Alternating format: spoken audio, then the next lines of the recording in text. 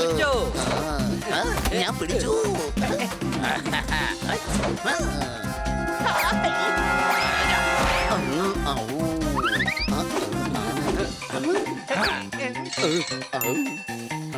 കുറെ നാളുകൾക്ക് ശേഷം ഈ കളി കളിച്ചപ്പോ സന്തോഷം തോന്നുക. ഹണി ബോളിട്. ബോളിടാ. ഹണി ഓടിക്കോ.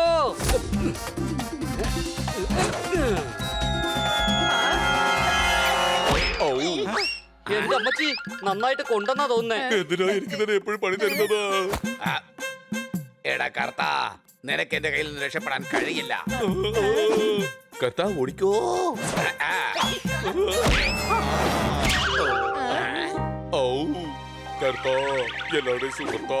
നോക്ക്, ഇവൻ കാണിക്കുന്ന കള്ളത്തരങ്ങൾ കണ്ട് വിശ്വസിക്കരുത്. കളിയിൽ ഇറങ്ങുമ്പോ ഒരു ബന്ധത്തെ കുറിച്ച് ഓർക്കരുത്. ഇവൻ എഴുന്നേക്കുന്ന ഇല്ലല്ലോ, സംശയമുണ്ടോ? അതെ ഭായ്, ഇവൻ വെട്ടിയിട്ട വാഴത്തട പോലെ വീണ് കിടക്കുകയാണല്ലോ. എന്റെ കാല് അനക്കുന്നില്ല. കൂട്ടുകാരൊരിക്കലും ആപത്തി കൈവിടരുത്. എഴുന്നേക്കാൻ. എന്നെ കൊണ്ട് കഴിയുന്നില്ല. മുൻപും ഇതുപോലെ സംഭവിച്ചിട്ടുണ്ട്.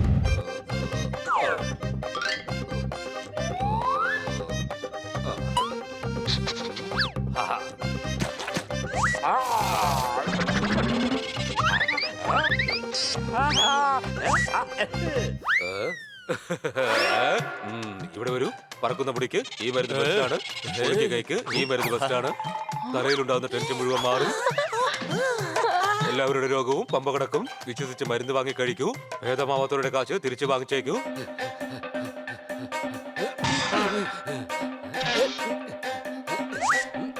വൈദ്യട്ടോ, ഞങ്ങളുടെ നന്ദുവിന് വേണ്ടി കുറച്ച് തൈലം വേണം. സംശയമുണ്ടോ? ഇവിടെ വരൂ. എയറോപ്ലെയിൻ പോലെ ആയിരിക്കുകയാണ്. എണ്ണ തടവി എന്ന് വെച്ച് ഇവൻ എഴുന്നേക്കാൻ പോകുന്നില്ല എന്ന് നിങ്ങളെല്ലാവരും വെപ്രാളപ്പെടുന്നത് നിങ്ങളുടെ തലയ്ക്ക് നല്ലതല്ല. ഇവന്റെ കാല് തളർന്നിരിക്കുകയാണ്. നിങ്ങൾ പണ്ടെങ്ങാനും ഒരു എണ്ണ കൊടുത്തിരുന്നല്ലോ, ആ എണ്ണയാണ് വേണ്ടത്. ഓ, അതായിരുന്നു യഥാർത്ഥ എണ്ണ. ഒരു 1.5 എണ്ണയായിരുന്നു. അതല്പം ട്രെയിനിന് തടവിയാൽ പോലും ട്രെയിൻ നന്നായിട്ട് ഓടും. അത് വന്നതോടുകൂടി മറ്റുള്ളവയെല്ലാം ഫ്ലോപ്പായി. എന്റെ ഭായ്, വെറുതെ തലയ്ക്ക് ചൂട് പിടിപ്പിക്കരുത് കേട്ടോ. വൈദ്യ ചേട്ടാ, ഈ ബയോഗ്രാഫി എല്ലാം പറഞ്ഞുകൊണ്ടിരിക്കാതെ എണ്ണ എടുക്കാൻ നോക്ക്. അത് നടക്കില്ല. എണ്ണ തീർന്നു പോയല്ലോ. എങ്കിൽ വേറെ ഉണ്ടാക്ക്. ഇവിടെ വരൂ. അത് സാധാരണ എണ്ണയല്ല. അതിനായി കഴുകന്റെ കുട്ടിയുടെ തൂവൽ വേണം. കടലിന്റെ അടിയിലുള്ള നീല ശംഖ് വേണം. മലയുടെ മുകളിലുള്ള കത്തിരിച്ചെടിയുടെ തണ്ട് വേണം. പെൺസിംഹത്തിന്റെ മീശമുടി വേണം. ഇങ്ങനെ പല സാധനങ്ങൾ വേണം. ഇതെല്ലാം കൂടി കിട്ടിക്കഴിഞ്ഞാൽ മാത്രമേ ആ എണ്ണ ഉണ്ടാക്കാൻ പറ്റുള്ളൂ.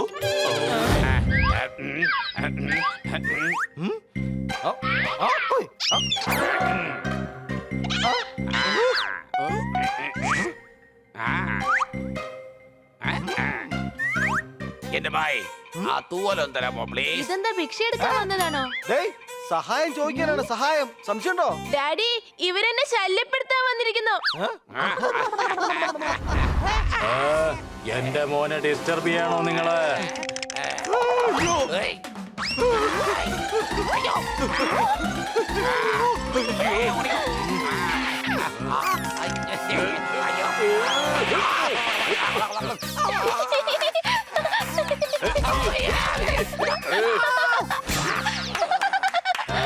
വേറൊരുത്തം കൂടി ഉണ്ടായിരുന്നല്ലോ ഇവിടെ.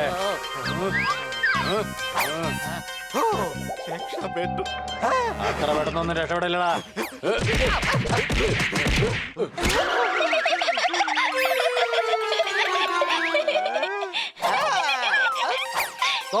വിട്ടോ, തൂവല് കിട്ടി. ഇനി എങ്ങനെ ഇവിടെ കണ്ടാ നിന്റെ ഒക്കെ പണിയാൻ തീർക്കും. പറഞ്ഞേക്ക. അതാ നിൽക്കുന്നു പെൺസിംഹം. ഇനി ഇപ്പൊ എന്താ ചെയ്യാ? പണി നിൽക്ക്.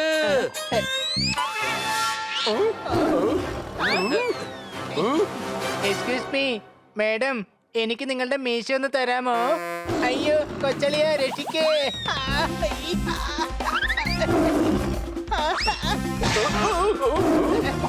പണി ഓടിക്കോ.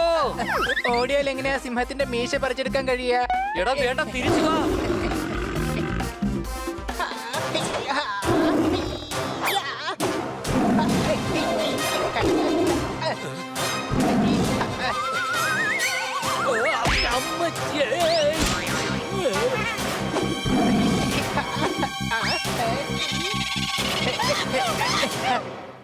അല്ല നിങ്ങൾക്ക് ജലദോഷം പിടിച്ചെന്ന് തോന്നുന്നു. Thank you. കൊച്ചളിയ മീശ കിട്ടിപ്പോയി. എന്നാ വേഗം വാ. വഴി അടഞ്ഞു കിടക്കുകയാണല്ലോ.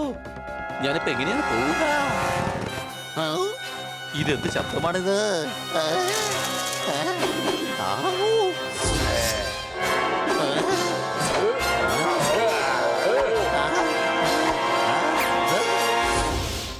ഞങ്ങളുടെ സ്ഥലത്തേക്ക് വരാൻ മാത്രം നിനക്ക് എവിടുന്ന ധൈര്യം കിട്ടിയത്? നോക്ക്, ഞാൻ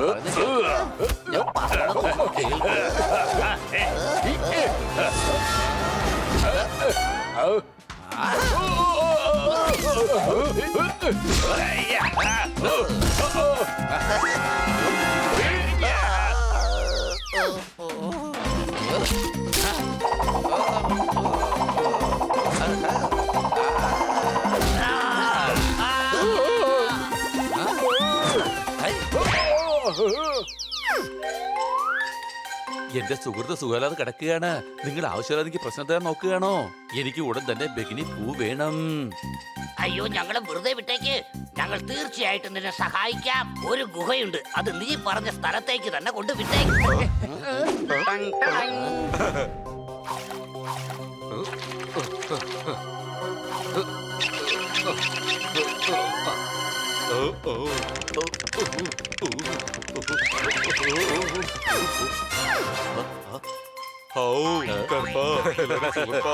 എന്റെ കാല് ഭേദമായി. എല്ലാവരുടെ സുഹൃത്താ, താങ്ക് യു കൂട്ടുകാരെ. ഇവിടെ വരൂ. നിങ്ങൾ എല്ലാവരോടും എനിക്ക് മറ്റൊരു കാര്യം കൂടി പറയാനുണ്ട്.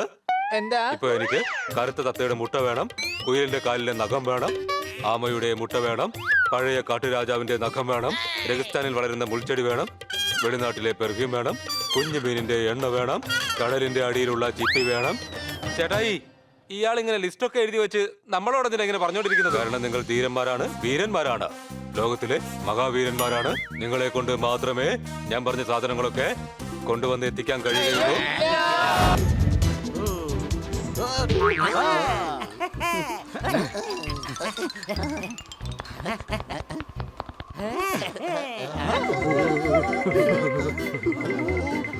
ഹണി എവിടെ പോയി? ഇതിപ്പോ അവധി ആഘോഷിക്കണോ അതോ ഇനി ഹണിയെ അന്വേഷിക്കണോ?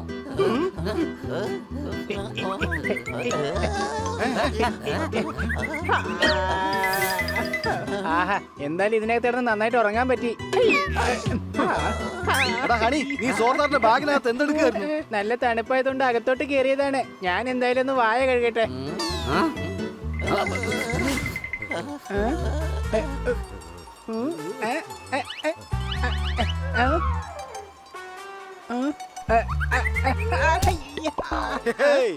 തണുപ്പിൽ നിന്ന് രക്ഷപ്പെടുന്നത് അത്ര എളുപ്പമുള്ള കാര്യമൊന്നും അല്ല.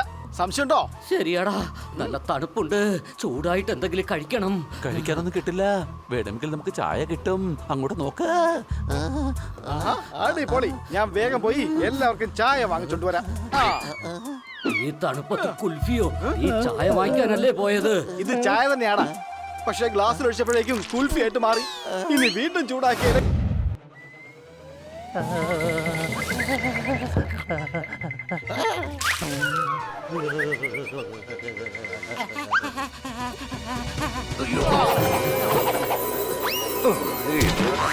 ഇവരെ കണ്ടിട്ട് ടൂറിസ്റ്റുകളെ പോലുണ്ടല്ലോ. അങ്ങനെ തന്നെ അല്ലേ? ഇവന്മാര് കാരണമാണ് ഞാൻ വീണത്. ഇവിടെ വാ. ഇവർക്ക് തണുത്ത ഭക്ഷണം മാത്രമേ കഴിക്കാൻ കൊടുക്കാൻ പാടുള്ളൂ. ചൂട് ഭക്ഷണം അതി ഡോൺ ഗരഞ്ചന്തിന് മാത്രം മതി. എന്താ മതിയില്ലേ? ആയിക്കോട്ടെ സാർ. ഞങ്ങളുടെ സ്പെഷ്യൽ ആയിട്ടുള്ള 2 കിലോ ഐസ്. സൂപ്പർ സ്പെഷ്യൽ എല്ലുകളവരെ കുളിരടയിപ്പിക്കുന്ന കോൾഡ് കോഫി. ഞങ്ങൾക്ക് കോൾഡ് അല്ല, ഹോട്ടാണ് വേണ്ടത്. സോറി, ഇവിടെ ചൂടുള്ള ഭക്ഷണം ഡോൺ ഖരംചന്ദ്രന് വേണ്ടി മാത്രമുള്ളതാണ്. അദ്ദേഹം അവിടെ ഇരിക്കുന്നത്. ഇവന്റെ കാര്യം ഞാൻ നോക്കിക്കോളാം. അപ്പൊ നീ ഒറ്റയ്ക്കാണ് നോക്കാൻ പോകുന്നത്? ബണി, സോർദാറെ, വാ, നമുക്ക് എല്ലാവർക്കും കണ്ണുകൾ അടച്ചു പിടിക്കാം. ഒന്നും മിണ്ടാതിരിക്കടാ കഴുതേ. നമുക്ക് കുറച്ച് സെക്ടർ വാങ്ങാം.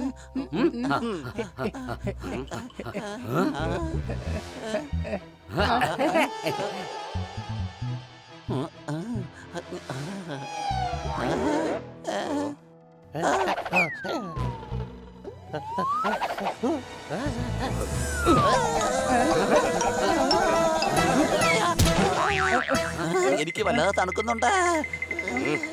സെറ്റേഴ്സ്, അതി ഡോൺ കരഞ്ചന്തിന് വേണ്ടി മാത്രം ഈ നാടിന്റെ ഡോൺ ഞാനാണ്. അങ്ങനെയല്ലേ? ഇവിടെ കറങ്ങണമെന്നുണ്ടെങ്കിൽ എന്റെ അനുമതിയോടുകൂടി മാത്രമേ പറ്റൂ. എന്താ അങ്ങനെയല്ലേ? കൂട്ടുകാരെ, നമുക്ക് ഇവന്റെ കയ്യിൽ നിന്ന് രക്ഷപ്പെടണം. ഇല്ലെങ്കിൽ നമ്മുടെ അവധിക്കാലം ഇവൻ കൊളമാക്കി തരും.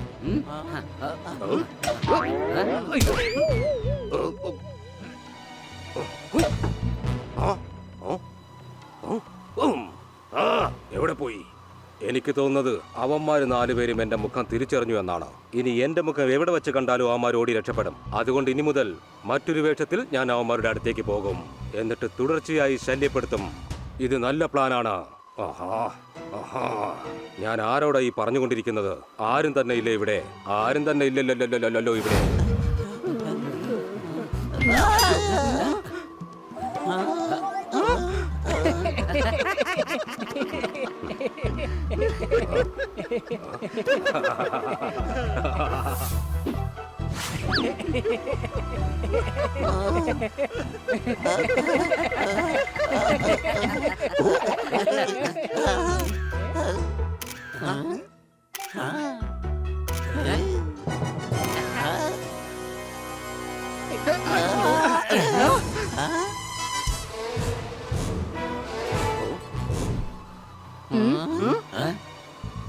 നല്ല നല്ല സ്ഥലങ്ങൾ ഞാൻ കാണിച്ചു തരാം. കാണിച്ചു തരട്ടെ? എന്താ കൂട്ടുകാരെ, പോയാലോ?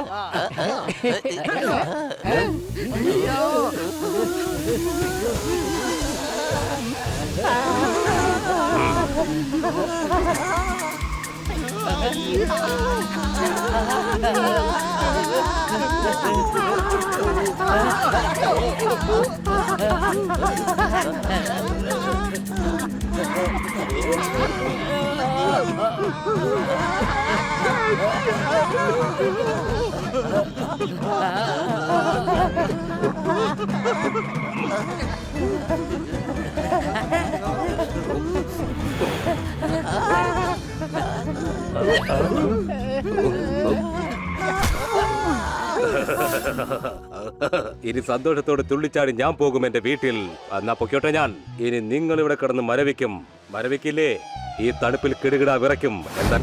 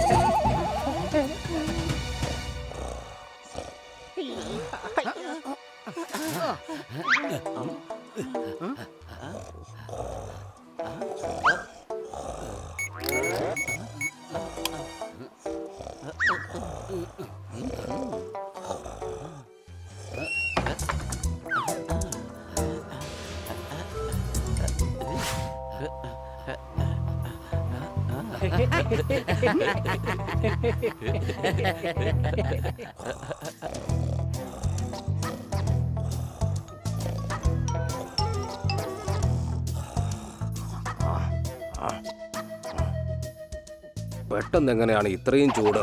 ചൂടെടുക്കുന്നില്ലേ? ദാഹിക്കുന്നുണ്ടല്ലോ.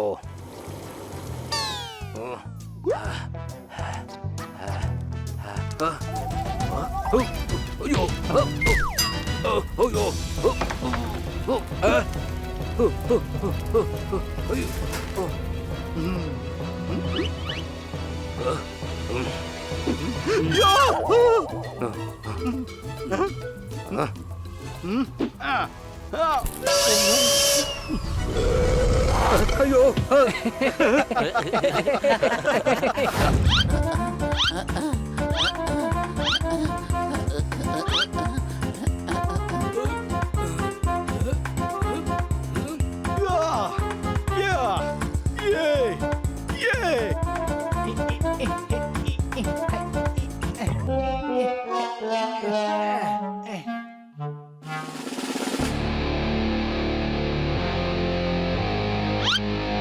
അത് പിന്നെ പോത്തൂട്ടാ, സീതയെ സ്വന്തമാക്കാൻ രാമൻ എടുത്തതാണ് ശിവന്റെ വില്ല്. വരൂ പോത്തെ, ഞാൻ തരാം നിനക്ക് 1-ാം തരം പുല്ല്. അടികൈ.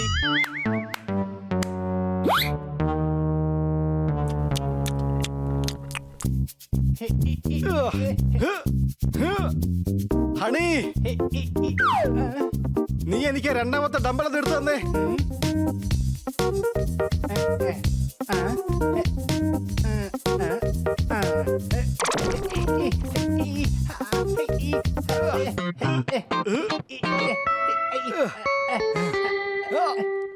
പോപ്പട്ടെ, താ പിടിക്ക് ഡംബിൾ.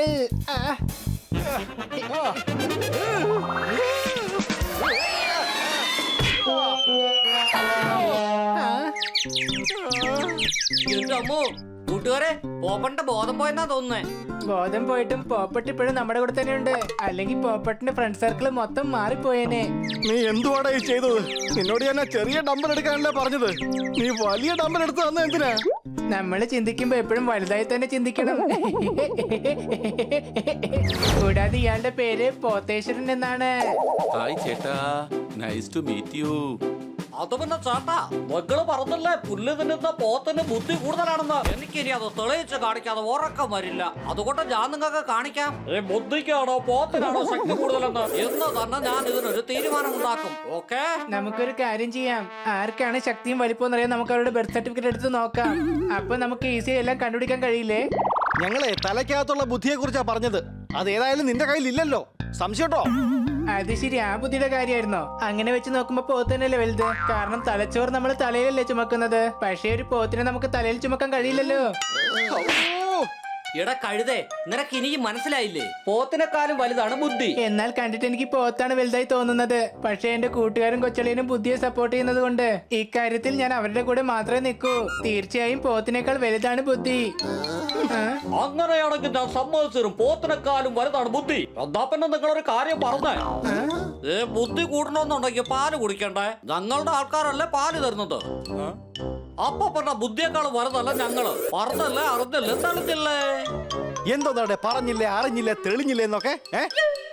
അതിന് മാത്രം താൻ എന്തുവാ ഇത്ര തെളിയിച്ചത്? എടോ, അന്നും ഇന്നും ബുദ്ധിയേക്കാൾ വലുതല്ല പോത്ത്. പോത്തിനേക്കാളും വലുതാണ് ബുദ്ധി. സംശയമുണ്ടോ? അതോ ചേട്ടാ, എന്റെ അഭിപ്രായം ഞാൻ പറഞ്ഞു കഴിഞ്ഞു. ഇനിയും ഞങ്ങൾ അതിശയിച്ച കയ്യെ കാട്ടെ നോക്കാം. അതെ പിള്ളേരെ, എന്റെ വീടിന്റെ അടുത്തുള്ള മാവിന്റെ മുകളിലുണ്ട് ഒരു ചെറിയ കിളിയുടെ പൊത്ത്. ആദ്യത്തെ റൗണ്ട് പൂർത്തിയാക്കാൻ ഇതാ വരുന്നു എന്റെ ആത്മാർത്ഥ സുഹൃത്തിന്റെ സ്വന്തം വളർത്തു പോത്ത് അടികൈ.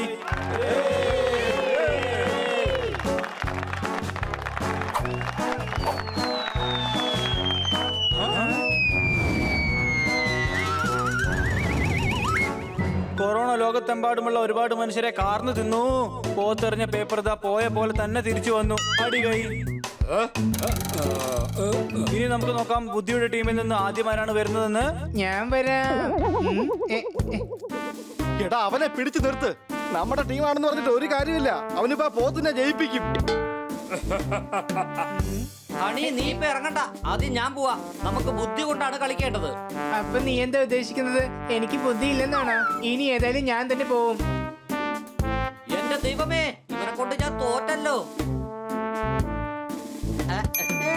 ഹണി, മാറി നിക്ക്. ഞാൻ പറയുന്ന ഒന്ന് കേക്ക്. കൊള്ളാം.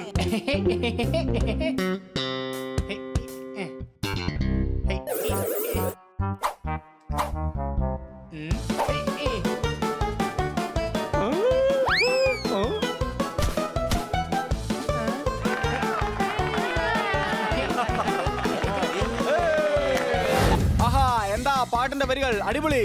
ആഹാ, ഇനി ഏതായാലും അധികം വൈകിക്കാതെ നമുക്ക് തുടങ്ങാം. റൗണ്ട് 2 അടികൈ.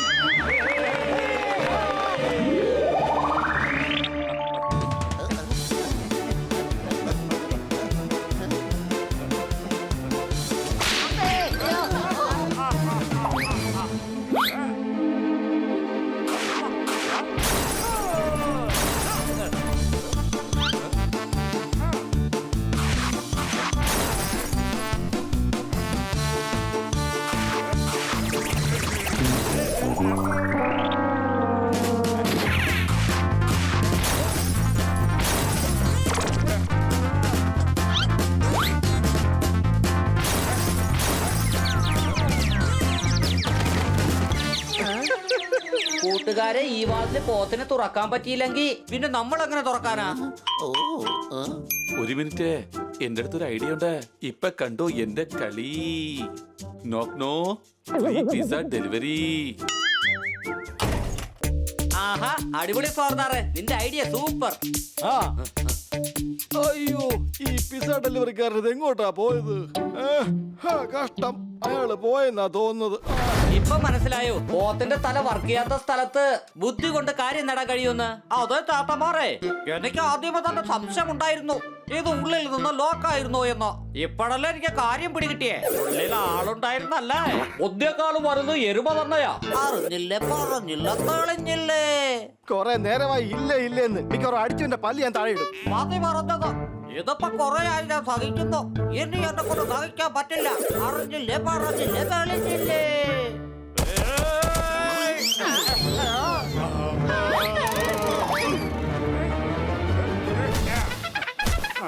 ഇവനെന്താ പറ്റിയേ? നമ്മളെന്തിനാ ഇടിക്കാനൊക്കെ ഓടിക്കുന്നേ? ദൈവത്തോർത്തി എന്നെ ഇരിക്കല്ലേ, ഞാൻ ദേ ഇവര് കാരണം അങ്ങനെ പറഞ്ഞത്.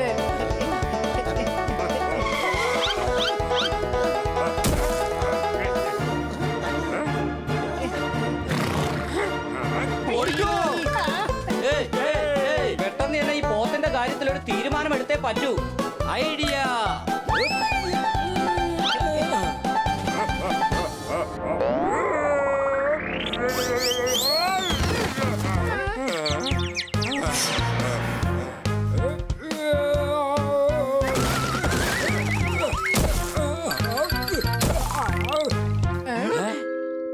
എന്റെ പിള്ളേരെ, മഴ പെയ്ത് എന്റെ വീടിന്റെ അടുത്തുള്ള കുളത്തിലുള്ള വെള്ളം അങ്ങ് പൊങ്ങി. ദാ ഈ പോത്ത് ഈ വലിയ കുഴിയിൽ കുടുങ്ങി. അടി കൈ